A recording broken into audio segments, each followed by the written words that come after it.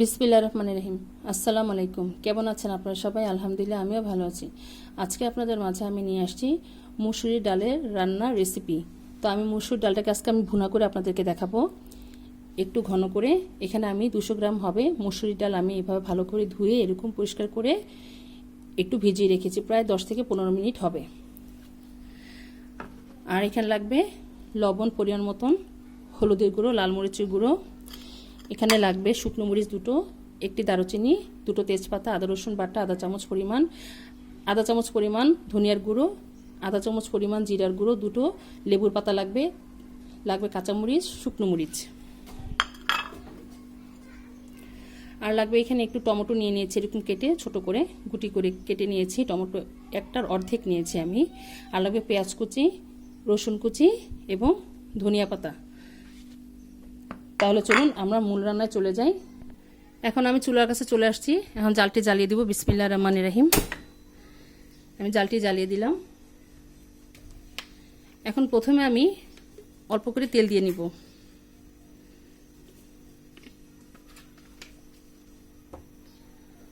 তেল দিয়ে দিলাম। এখন হালকা একটু গরম হয়ে আসলে আমরা এর মধ্যে পেঁয়াজ আর রসুনটা দিয়ে দিব।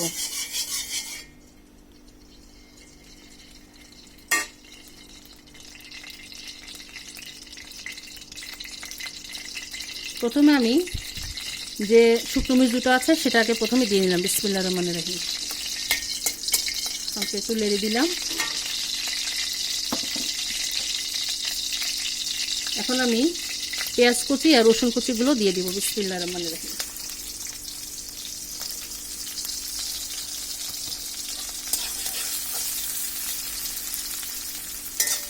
পেঁয়াজ আর রসুনটা হালকা নরম হয়ে আসলে তারপরে আমরা মশলাগুলো এর সাথে অ্যাড করে দিব। আমাদের পেঁয়াজটা প্রায় নরম হয়ে আসছে। এখন এর মধ্যে আমরা যে তেজপাতা আর যে দারুচিনি দেখিয়েছিলাম সেটা এর মধ্যে এখন আমরা দিয়ে দিচ্ছি।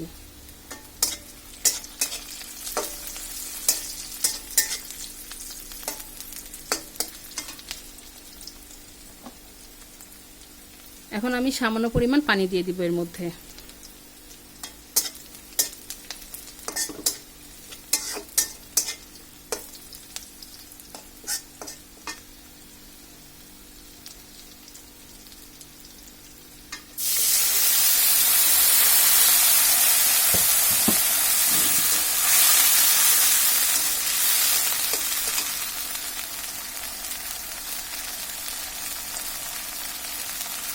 এখন আমি আধা চামচ পরিমাণ হলুদের গুঁড়ো দিয়ে দিলাম। 3 ভাগের 1 ভাগ আমি লাল মরিচের গুঁড়ো দিয়ে দিলাম।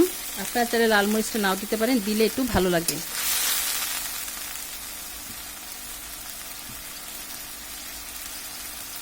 এক চামচ পরিমাণ লবণ দিয়ে দিচ্ছি।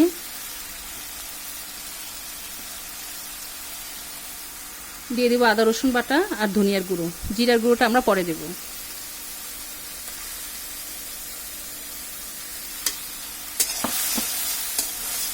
মশলাটাকে ভালোভাবে একটু কষিয়ে নিতে হবে।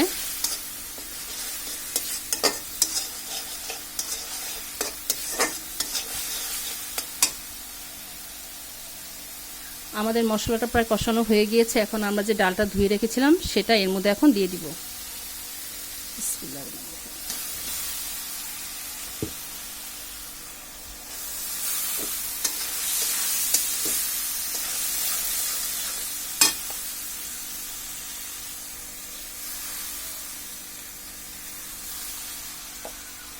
এটাকে ভালোভাবে কষিয়ে নিতে হবে।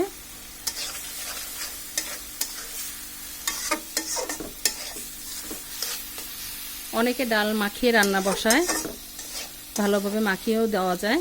আমি এভাবে রান্না করি, তো আমার কাছে এবার রান্নাটা খুব ভালো লাগে, তো ওইভাবে আপনাদের সাথে শেয়ার করছি আমি যেভাবে রান্নাটা করে থাকি। একটু কষানোর পরে আমরা এর মধ্যে পানি দিয়ে দিব। আমাদের ডালটা প্রায় কষানো হয়ে গিয়েছে। এখন আমরা পানি দেওয়ার আগে এই টমেটোগুলো এর মধ্যে দিয়ে দিব।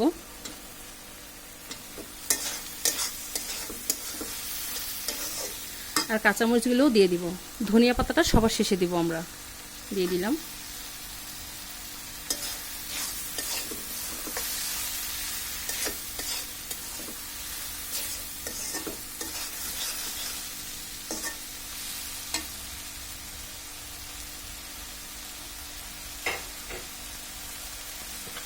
আমাদের ডালটা প্রায় কষানো শেষ। এখন আমরা এর মধ্যে পানিটা দিয়ে দিব। যেহেতু ডাল ভুনা করছি, একটু মাখা মাখা থাকবে ডালটা, এর চেয়ে বেশি পানি দেওয়ার প্রয়োজন নেই। আমি আর বেশি পানি দেব না। এখন এটা আমরা ঢেকে দিব বলক আসা পর্যন্ত। তাহলে আমরা অপেক্ষা করি। আমরা এখন ঢাকনাটি খুলবো, দেখব আমাদের ডালটা বলক আসছে কিনা। মাশাআল্লাহ করে আমাদের ডালটি বলক চলে আসছে। এখন একটু নাড়াচাড়া করে দিব।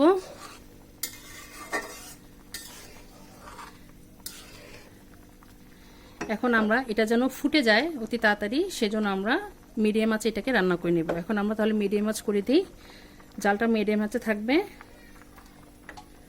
এখন আবার আমরা ঢেকে দিব। ঢেকে এটা সেদ্ধ হওয়া পর্যন্ত আমরা অপেক্ষা করব। তাহলে আমরা আবার কিছুক্ষণ পর ফিরে আসছি। এখন আমরা ঢাকনাটি খুলে দেখব আমাদের ডালটার কি অবস্থা। মাশাআল্লাহ করে এই যে দেখুন ডালটা প্রায় ফুটে আসছে আমাদের। এই যে দেখুন ডালটি। এই ডালটা যখন বসাবেন আপনারা বেশি নাড়াচাড়া করবেন না, একদম গলে গেলেও ভালো লাগবে না, একটু ঝরা ঝরা থাকবে, এটা খেতেও ভালো লাগবে। এখন আমি এর মধ্যে যে জিরার গুঁড়ো আছে সেটা এর মধ্যে এখন আমি দিয়ে দিচ্ছি। দিয়ে দিলাম জিরার গুঁড়োটুকু। ধনিয়া পাতাগুলো আমি কুচি করে কেটে রেখেছি, এখন এর মধ্যে এটা দিয়ে দিচ্ছি। দিয়ে দিলাম। এখন যে দুটো লেবু পাতা দেখিয়েছিলাম সেটাকে এখন আমি এভাবে একটু ছিঁড়ে তারপরে দিব। এভাবে মাঝখানে যে চিকন ডান্ডাটা থাকে সেটাই থেকে ছাড়িয়ে নিয়ে তারপরে দিতে হবে। এটা ফেলে দিবেন মাঝখানে ডান্ডাটা, ঠিক এভাবে করে দিতে হবে।